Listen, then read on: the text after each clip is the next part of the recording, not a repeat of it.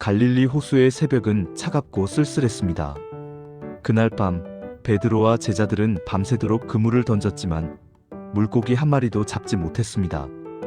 빈 그물은 마치 베드로의 마음 같았습니다. 텅 비어버린 공허함, 그리고 깊은 실패감. 불과 며칠 전 그는 부활하신 예수님을 만났습니다. 하지만 베드로는 기뻐하며 예수님의 품에 안길 수 없었습니다. 그의 가슴 속에는 씻을 수 없는 주홍 글씨가 새겨져 있었기 때문입니다. 나는 그를 모른다. 예수님이 가장 고통스럽게 신문받으시던 그날 밤, 그는 3번이나 예수님을 저주하며 부인했습니다. 호언장담하던 수제자의 맹세는 비겁한 배신으로 끝났습니다. 부활하신 주님을 배웠지만 면목이 없던 베드로는 다시 예전의 직업인 어부로 도망치듯 돌아와 버린 것입니다. 나는 물고기나 잡으러 가노라. 이 말은 단순한 생계활동이 아니었습니다. 나는 이제 사도 자격이 없어. 사람 낚는 어부는 무슨, 그냥 물고기나 잡던 옛날 시몬으로 돌아갈 거야. 라는 자포자기의 선언이었습니다. 하지만 그날 밤 바다조차 그를 거부하는 듯 빈 그물만 올라왔습니다. 동이 트기 시작할 무렵 안개 낀 해변에 한 낯선 이가 서 있었습니다. 그물을 배 오른편에 던지라. 그 말에 순종하자 그물을 들 수 없을 만큼 많은 물고기가 잡혔습니다. 그 순간 요한이 외칩니다. 주님이시다. 그 소리를 듣자마자 베드로는 겉옷을 두르고 바다로 뛰어듭니다. 도망치고 싶으면서도 사무치게 보고 싶은 그 모순된 그리움이 그를 바다로 뛰어들게 했습니다. 육지에 올라왔을 때 베드로의 눈에 가장 먼저 들어온 것은 피어오르는 숯불이었습니다. 성경에서 숯불은 딱 2번 등장합니다. 한 번은 대제사장의 뜰에서 베드로가 예수님을 부인하며 불을 쬐던 그 밤이었고, 2번째는 바로 지금입니다.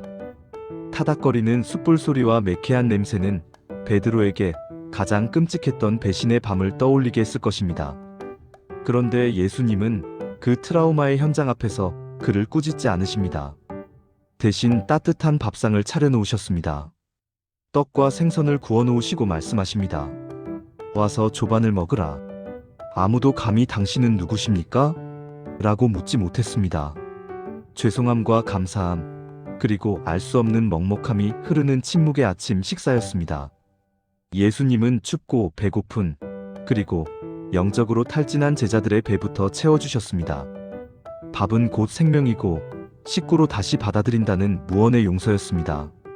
식사가 끝난 후 예수님은 드디어 베드로를 부르십니다. 요한의 아들 시몬아. 예수님은 그를 베드로라 부르지 않으셨습니다. 아직 반석이 되지 못한 실패하고 깨어진 자연인 시몬을 부르신 것입니다. 그리고 물으십니다. 네가 이 사람들보다 나를 더 사랑하느냐? 예수님은 왜 나를 배신했니? 앞으로 잘할 수 있겠니? 라고 묻지 않으셨습니다. 과거의 실수도 미래의 각오도 묻지 않으시고 오직 현재의 사랑만을 물으셨습니다.